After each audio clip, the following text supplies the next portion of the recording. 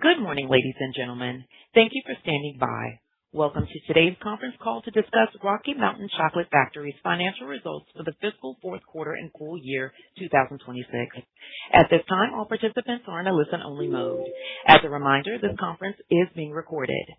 Joining us on the call today are the company's interim CEO, Jeff Geygan, and CFO, Carrie Cass. Please be advised this conference call will contain statements that are considered forward-looking statements under the Private Securities Litigation Reform Act of 1995.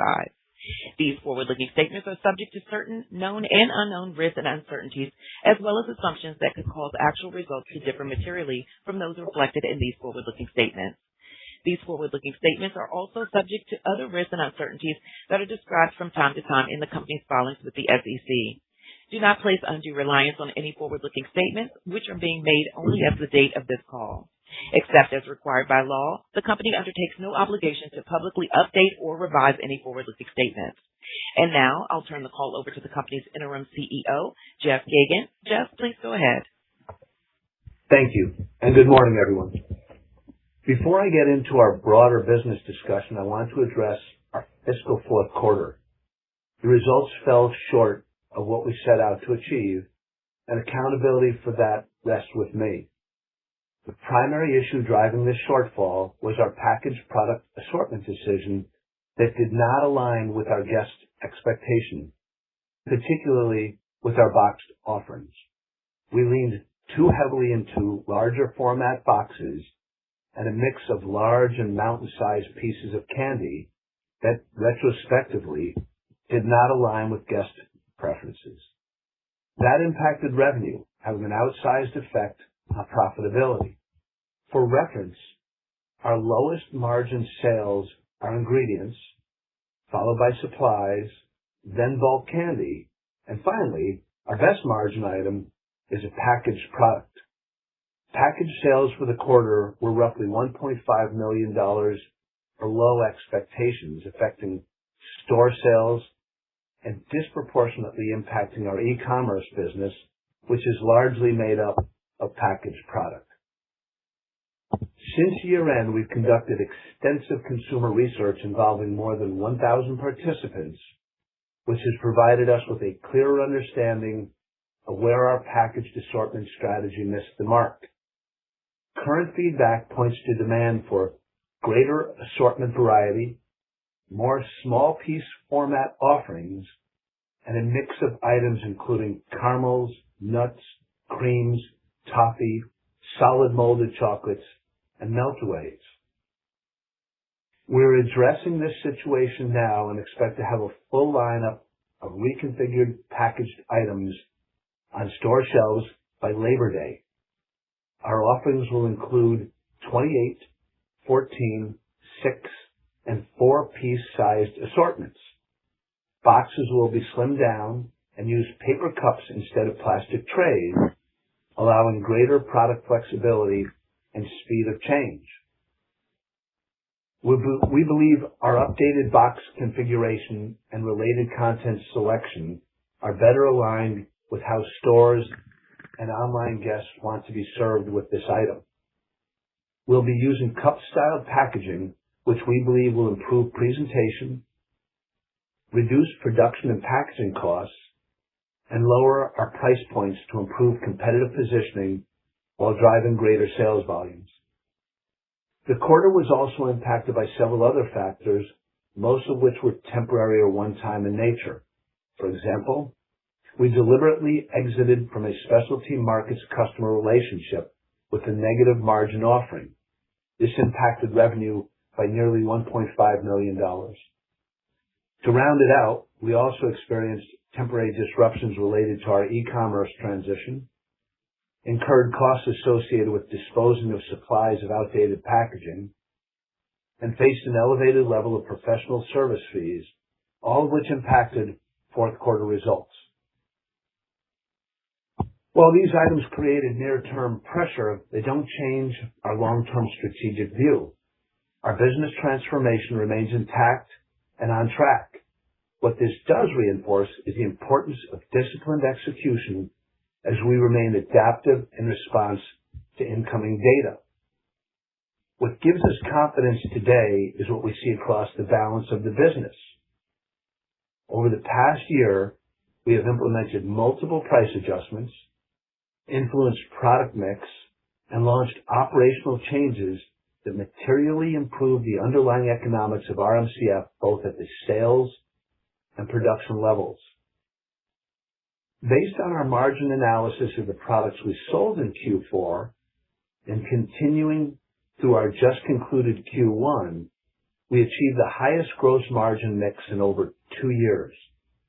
Our gross margin is now close to our long-term target, allowing us to shift more of our efforts towards revenue growth. The work we've done around price adjustments, production process review, SKU rationalization, and other operational changes is producing measurable results. The fourth quarter results don't fully reflect that progress, but the underlying data is clear and gives us conviction as we move forward. We're also working on the economics around e-commerce shipping, which has continued to be a pressure point for online sales. Historically, shipping costs on certain box products were too high relative to order value. We've negotiated corporate shipping rates that will materially improve our e-commerce cost structure. This is exactly how we've approached our transformational process since the beginning. We identify what isn't working, address it directly, and move forward with improved processes. The results from this quarter and full year weren't what we wanted, but that doesn't change the fact our business is in much better off structurally than it was when the transformation began. Stronger data and analytics, better margin on revenue, improved production throughput, higher product quality, and reduced scrap and waste levels. Looking at more recent developments, reviewing the franchise and retail store operations of our business, we continue to see encouraging performance trends in our newly designed and remodeled stores. Our Chicago State Street store is currently running at approximately $1.1 million in annualized sales, and we believe this location has meaningful upside yet to be realized. We're also encouraged by the performance of our Charleston, South Carolina location, which is currently operating at an approximate $600,000 annualized run rate, consistent with our expectations for a brand new store in a brand new market. Unlike Chicago, where we entered an existing market in which Rocky Mountain Chocolate Factory is already well known. This is important to realize when setting expectation for building in new versus existing markets. We believe Charleston will reach its run rate revenue within its first 3 years of operations, while we continue building brand awareness and local market familiarity. On the other hand, our company-owned store in Corpus Christi, Texas, was remodeled and has since generated an approximate 10 to 15% sales increase following its reopening. We're also seeing encouraging trends at the Concord Mills, North Carolina store, which just recently completed its remodel. These are important proof points because they demonstrate our refreshed brand, stronger in-store presentation, and new operating models are resonating with guests. RMCF recently acquired the franchise store in Nashville, Tennessee, providing another opportunity to test merchandising and guest engagement initiatives in a company-controlled environment. Company store acquisitions are typically accretive to earnings and provide a valuable learning and testing platform as we launch new products and product lines and develop new guest engagement concepts designed to drive store-level sales and improve profitability. More broadly, we continue to believe there is a role for selective company-owned stores within the system. Today, we have 4 company-owned locations representing 3% of our domestic store census. It's reasonable to think company stores will represent between 5 and 10% of our store base in future years. We believe to be good franchisors, we must understand how to run an excellent store so we can train our current and prospective operators with that knowledge. We measure franchisee success by store sales growth, average ticket dollar value, items per transaction, and overall profitability. We think an ideal franchisee should aspire to own and operate a local area complex of multiple sites to maximize their franchise business value. We continue to measure stores owned per operator, and the number is creeping higher, now at 1.4 units. We're attracting and developing just these type of entrepreneurial operators as evidenced by our increasing area development agreements, or ADAs, which span both geographic and vertical markets, an exciting development and one that gives us great confidence our transformation is still in its early stages. Over time, we'll work to identify a handful of strategic locations to convert to company stores as we develop our long-term strategy that improves system economics, strengthens our operating visibility, and creates additional testing capabilities. Our Nashville presence, for instance, could serve us strategically over time as we think about how we need to provide regional support and the distribution necessary to serve the Eastern Seaboard and parts of the Midwest. To date, we have no presence in Boston, New York City, Philadelphia, Washington, D.C., or Atlanta, markets we intend to target through our franchise development initiatives. We have and are developing an ADA to build 9 locations in Miami, with 2 already underway and a third in the planning phases. As we grow our East Coast presence, efficient and timely distribution and store service will be of paramount importance. We opened our newest location in Tinton Falls, New Jersey last Friday. It's located just minutes away from our Long Branch store, both of which are owned by a financially sophisticated and well-capitalized operator. We're well underway in developing more expansive plans to support East Coast growth. We're also advancing opportunities in existing markets, including Chicago, where we have an additional franchise store lease under a letter of intent. On the new development front for franchisee expansion, we recently added a new 6-store ADA, bringing committed future development to 40 locations over the next 3 to 5 years. This one is our first vertical market development agreement, which includes Rocky Mountain winter and summer resort locations. The operator currently owns our Vail and Breckenridge locations and is now focused on other high-end resorts in the Rocky Mountains. He has a proven and exceptional operational record with Rocky Mountain Chocolate Factory. In parallel, they're continuing to strengthen the operating platform that underpins the RMCF brand with a clear focus on helping franchisees increase sales and improve store-level profitability. We've expanded the rollout of our upgraded POS platform across the system. That data and feedback have improved how we evaluate product mix, store performance, and guest behavior. The analytics have created game-changing insights and opportunities for our business. This POS data provides measurable insights into average basket size, transaction counts, and items per transaction. The visibility is valuable not only for our corporate team, but also for our franchisees, giving us fact-based foundation for coaching and making merchandising and assortment decisions. Ultimately, we're creating an environment that helps store-level personnel evolve from simply taking orders to actively driving sales and engagement with guests. We continue to reinforce merchandising standards across the system so the guest experience is more consistent and the Rocky Mountain 5 senses experience becomes more pronounced across all locations.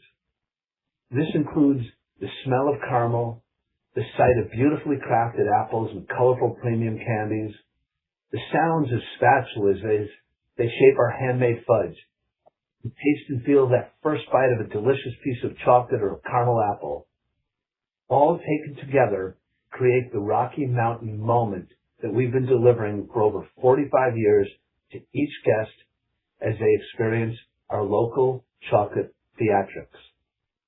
We're more focused than ever on delivering the five senses and Rocky Mountain Moments experience as we work with franchisees to enrich each guest engagement and improve the overall in-store experience.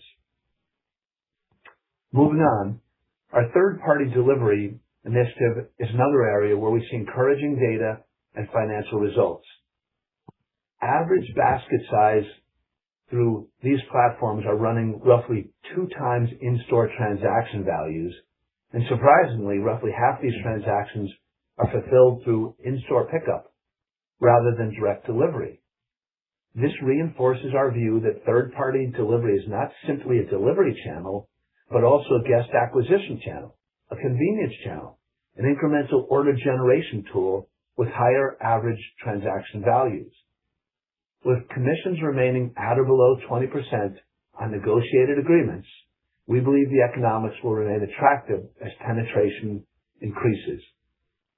We also have a white label version of Order Online that is without commission expense, yet fulfills in the same way as traditional third-party delivery. We have made this available to all of our locations through newly developed store websites, which are branded RMCF, but curated to each local store's market and operator. This represents a meaningful shift in how we're supporting franchisees at the store level. On guest engagement, we're continuing to develop our loyalty and mobile app platform, with our new app expected to launch late summer. We're also positioning for the rollout of our planned collaboration with Miraculous, the popular animated children's series, which will be centered on a limited time caramel apple promotion and in-store merchandising, which is planned to launch on September 15th and run through October 31st. We're really excited by this partnership. Taken together, these initiatives are intended to create more moments of discovery around the brand, drive repeat engagement, and extend the Rocky Mountain experience beyond the four walls of our stores. We're placing greater emphasis on merchandising and assortment standards across the franchise system to create a consistent and repeatable guest experience. While many of these standards have historically existed within our franchise agreements, execution and enforcement have not always been uniform across locations. As part of this effort, we're working towards dedicating 60% of store selling space to products that define the Rocky Mountain Chocolate Factory brand. Our next phase of store-level SKU alignment is designed to ensure store guests can consistently find our most popular and highly demanded signature products, whether visiting a store in Long Branch, New Jersey, or Los Angeles, California. Greater consistency across the system will strengthen brand presentation, improve the guest experience, and support stronger store-level sales and profitability. The foundation is in place. We're focused on disciplined execution across the system, converting operational improvements into sustainable growth and positive earnings. As we enter our new fiscal year, our priorities are clear. First, execute with precision in the package and e-commerce categories.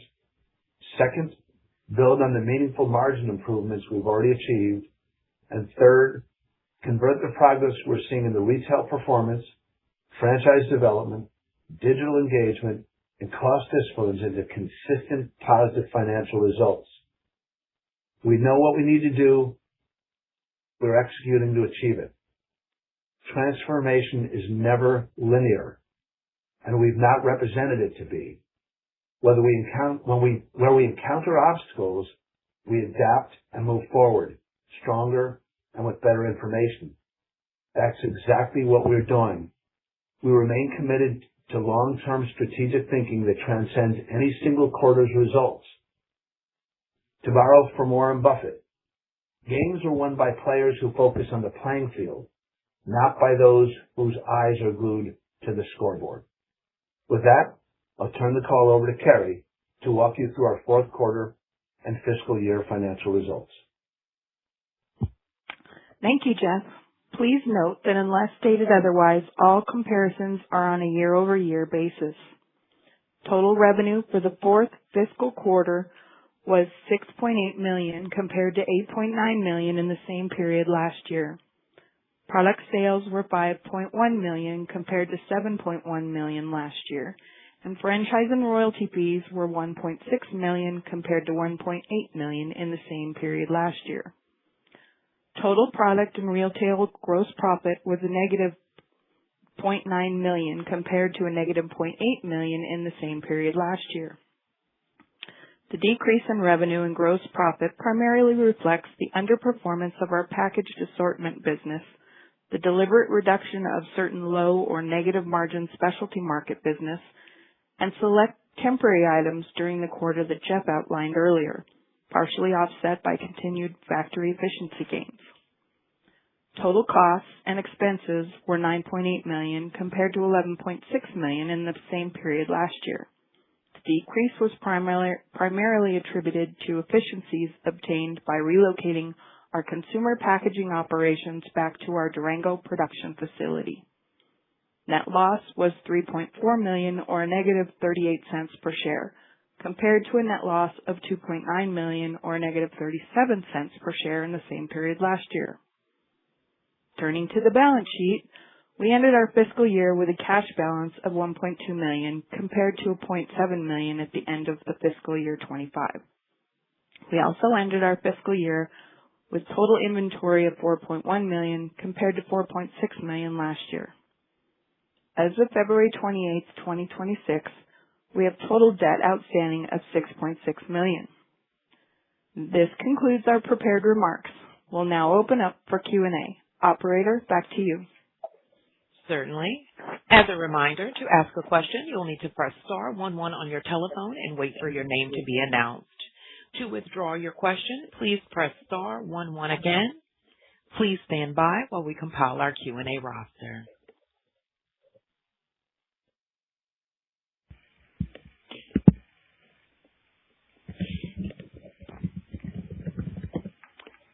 And our next question, our first question, will come from Andrew Rem of Odinson & Partners. Your line is open, Andrew. Hey, guys. I'm not sure exactly how to ask this question, but you mentioned changing the product assortment or product mix in your package assortment because that was what was disappointing in the quarter. How did you arrive at that original assortment? Yeah, good morning, Andrew. Good question. We used the data from the store level sales that we had at the time, which indicated that large size pieces and truffles were the most popularly demanded items, and followed suit to build boxes around that. Okay, so the change is that now you're doing a consumer survey, and that will kind of drive the assortment on a go-forward basis? That's correct. We didn't have the same level of survey when we initially started, and in fact, the 1,000 survey receipts we received included a number from our franchisees themselves.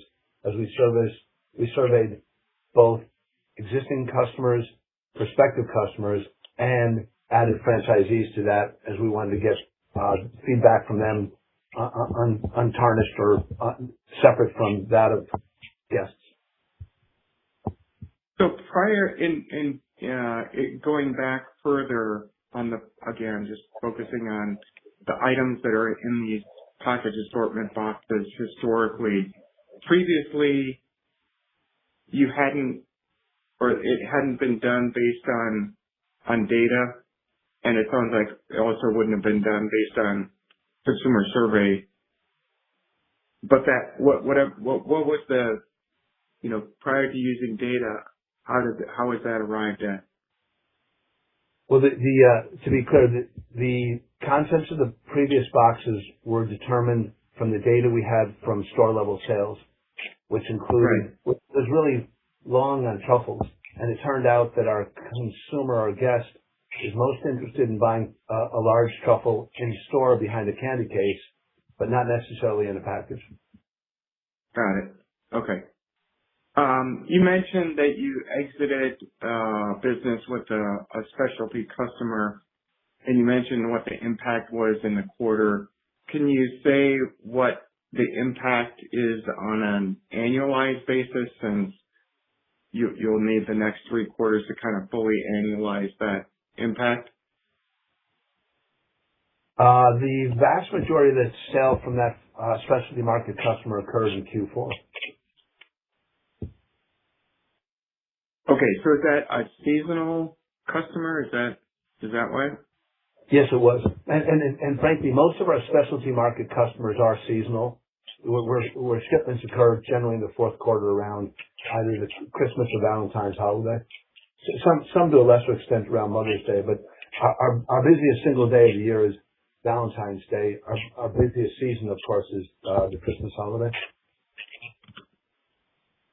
And then you mentioned the remodel in Corpus Christi. Can you just give us a sense of, when you do a remodel, is same-store sales, the bump, is that the primary way that you evaluate the effectiveness of a remodel, or what are the other metrics that you guys focus on to help you determine the effectiveness of a remodel? Yeah, Andrew, it's a good question, and it's like a quadratic equation. There are a lot of variables in here. Obviously, the one that we measure most acutely is store sales, followed by profitability or mix, followed by basket size, average transaction value. But once you start drilling down, a lot of that is your local operator.